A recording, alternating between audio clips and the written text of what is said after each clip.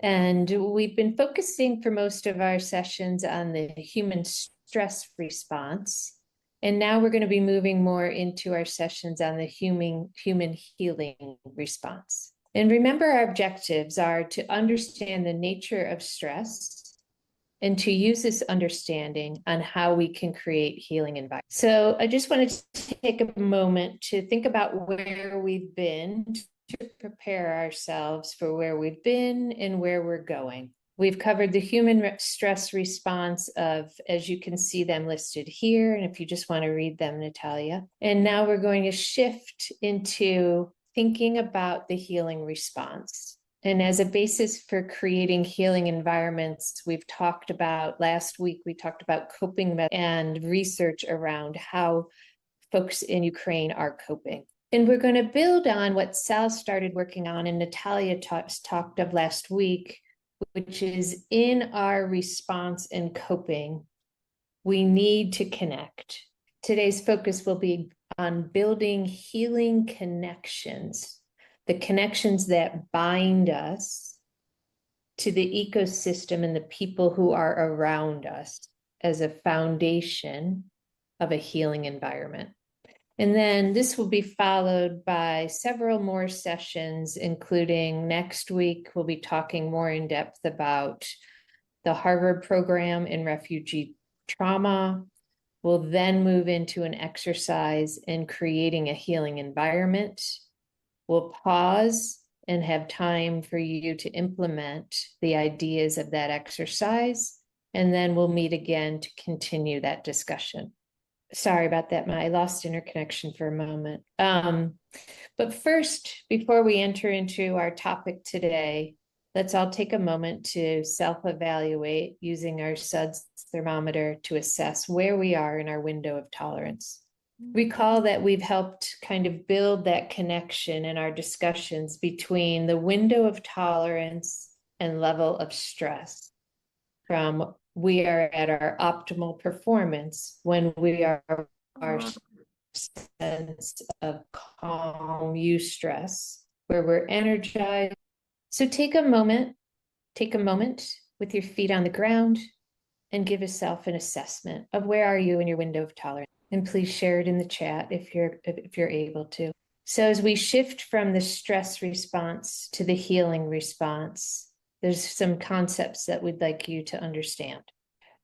These concepts today that we'll be reviewing very briefly as a foundation to discuss is the wounded healer, Bronfenbrenner's ecosystem of theory. We'll be talking about internal and external locus of control, how that all fits into our healing response system.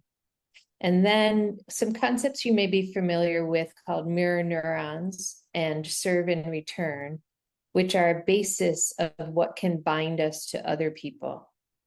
And as we close our session, if we have time, we will be doing time with Colleen. We'll shift over to talk about collective awe as a healing strategy of connection.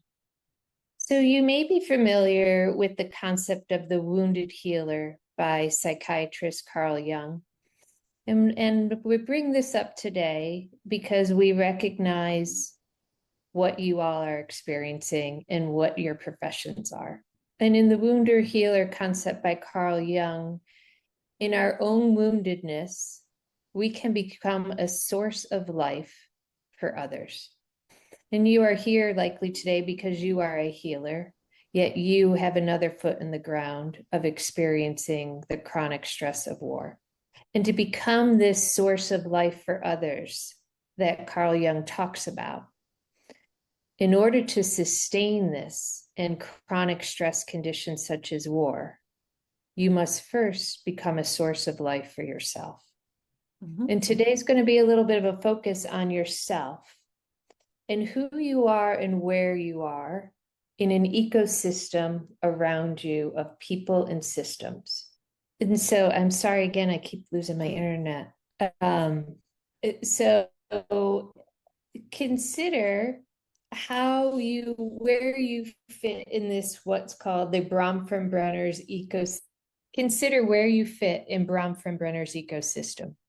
See yourself at the very center of the ecosystem, and you are surrounded by individuals. This could be family, school, work, neighbors, at the micro level. These are your interactions that are in closest proximity to you. And in this system, you notice that you have those who are proximal and those who are very proximal and those who become farther out into the different levels of a meso, exo, macro, and chrono system of farther from you. And you have direct and indirect connections to these.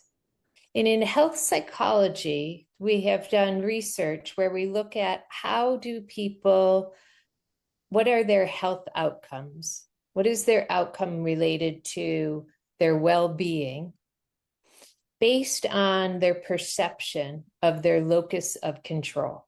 Within this system, you are empowered based on your perception of what's in your control. You are empowered within what is within your reach and your understanding of your reach, while keeping your foot also in a recognition of what's outside of your control. So take a moment and consider within your ecosystem, what is within your locus of control? What are the interactions that you have, the space that you're in, that is within your locus of control? Who do you see each day? Where do you see them? Keep this system in mind as we move our discussion from stress to healing, because at the core of the healing environment is our interactions that we have with others. And that is within our locus of control. And so let's shift and think about what we've learned about the stress response and what we're going to learn about the healing response. And there's similarities and there's some differences. The stress response is a system by which it's triggered when we perceive threats that mobilize our body's resources. It pulls our resources together to take action. And this is important for our survival. It's important for our productivity. It's important for our own well-being. Yet chronic activation can lead to damage and disconnection. And in your own experience, you know how that feels physically. And we've talked about how that creates a disconnection and damage within the nervous system, but also a disconnection within our social relationships. In our reality of thinking on your way in today or in your interactions, how often you are in situations where your head is down, you're in avoidance, or you're being vigilant to your safety. What does our body look like? What do the bodies of others look like when it is stressed? And you wonder, how does that create connection with others when we are in that physical state? The healing response is also life-saving for us. The healing response is the vital means by which an organism activates its diverse repair strategies in reaction to stress. Throughout the ages, medical philosophies have really emphasized we have a built-in restorative system. Then if we consider how this built-in physical system we have works, we can draw analogies to it for how we can create healing in our interpersonal relationships and in our space. So as you look at the what's depicted here below, this represents healing of that's, for example, a small wound, a cut in our skin. And what you see in the first area here is where the wound area is the largest.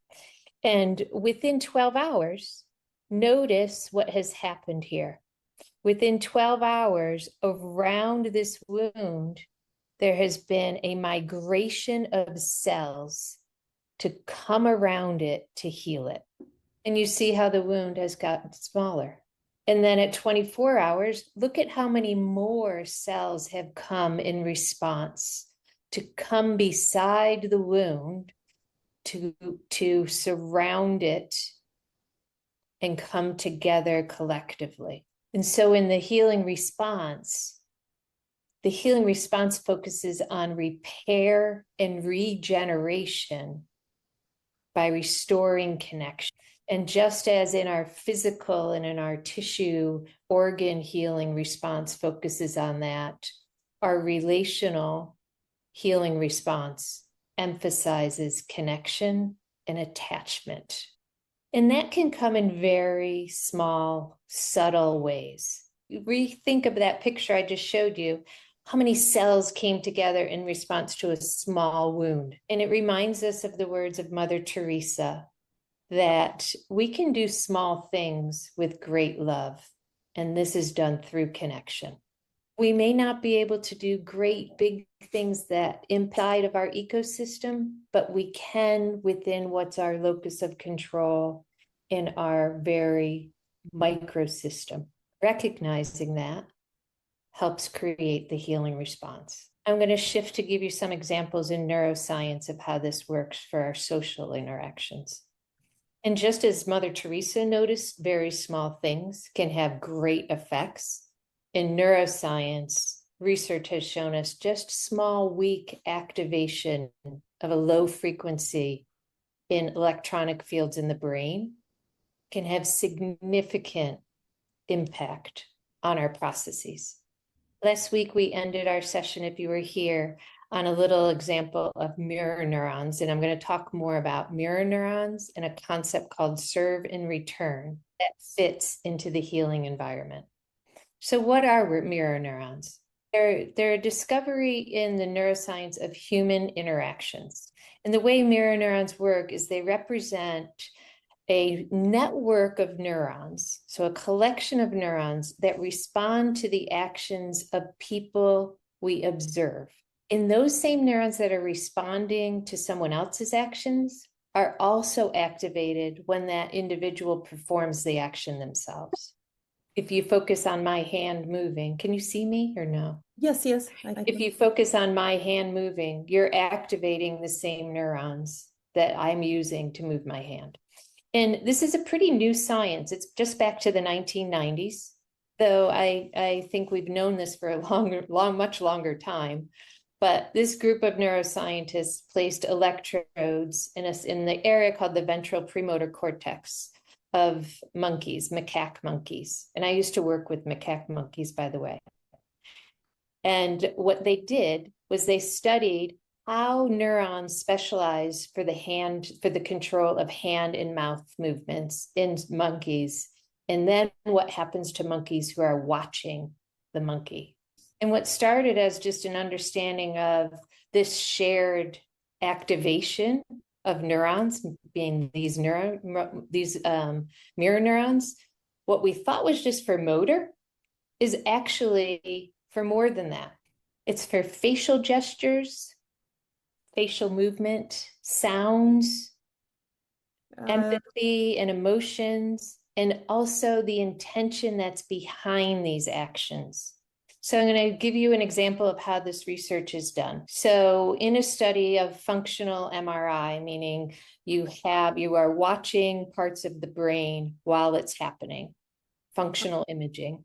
So in this study, there were two sets of participants. One set was exposed to a disgusting odor like smelly sneakers. And the other set was exposed to short movie clips that showed individuals displaying a facial expression of disgust, but they didn't actually smell the odor. The results are that both groups activated the mirror neuron. You can see here, set one was exposed. Set one subjects were exposed to disgusting odors and the activation of the anterior insula. And set two, who was not exposed to the odor, but just the expression, activated the same neurons. And so studies like these have been replicated across multiple scenarios related to motor, emotional, and different physical aspects of how we engage and how others observe and experience the same thing, even though they are not actually the ones physically experiencing it. And we'll talk about more of this with mirror neurons and awe, the awe experience. Have you ever wondered why you yawn in response to someone else yawning?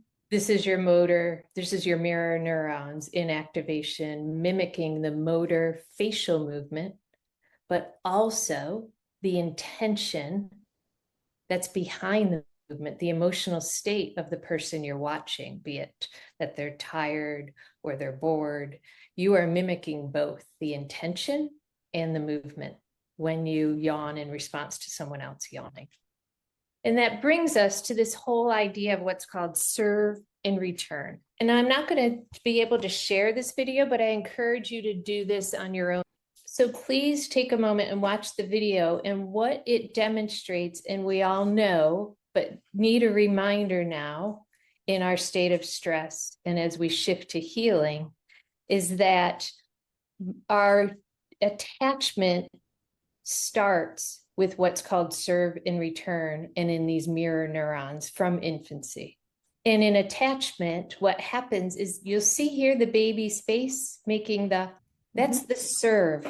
And the mother's response, or your response as you walk down the street, or your response as children enter your classroom, is the return. So consider yourself in an environment where you've had healthy self-serve and return happen. And this honestly can happen whether it's through a human interaction of somebody you're holding or through an animal.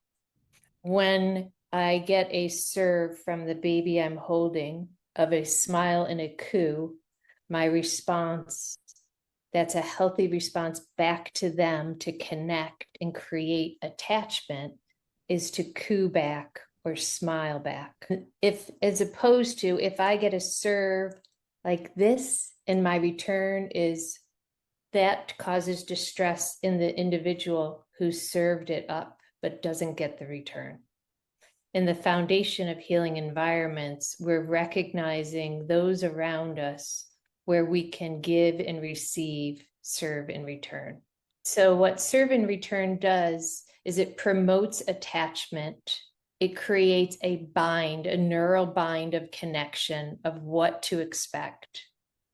It promotes oxytocin for both the receiver of the serve and the giver of the serve. So that's where we go back to, how do you give and receive within your own environment healing? We think of oxytocin as the love hormone, but it's also an anxiolytic. It helps keep us calm. It actually lowers our blood pressure. It reduces the stress hormones that make us more stressed. So here's where we pause and ponder. We've talked about your ecosystem, where you are in your ecosystem, who is proximal to you. And in the context of war and in the context of time, habits form. We forget sometimes what some of these basic, subtle serve and returns offer. If it's the foundation of trust and attachment, and not necessarily what's around us always that creates healing, how can you be a healer to others right in your own space? And how can others, by how you engage, heal back to you? Ideas for ways to do this, in addition to what Sal showed last week of ways to work collectively, here's more ways to do this. Activate the brain and activate those mirror neurons by doing things like saying, can I show you how? Or watch me. Or ask the person to demonstrate to you, even when you already know how to do something. Asking them to demonstrate to you, and then you to follow them, is creating a firing connection between the both of you of these mirror neurons. So when you feel like there's an emotional disconnection, try to activate the emotional system through doing some motor neuron movements. of mirroring each other. And for serve and return, you're walking down the street, instead of head down as much as you can, it's head up, eye contact. In the classroom, it's see them, name them. I see you. So glad you're here, Arena. And the reality of being in chronic stress is our facial gestures, our resting face can look like we are not responding. Visualize when you do call centers, many of them actually have a mirror in front of the representative you're talking to make sure they're activating the facial areas that then can activate their intention behind how they interact. So using mirrors to look at yourself can actually help you remember, oh, my resting face is not one that's showing what, if someone serves me, how I'm responding. And we forget, we get habits on how our face rests.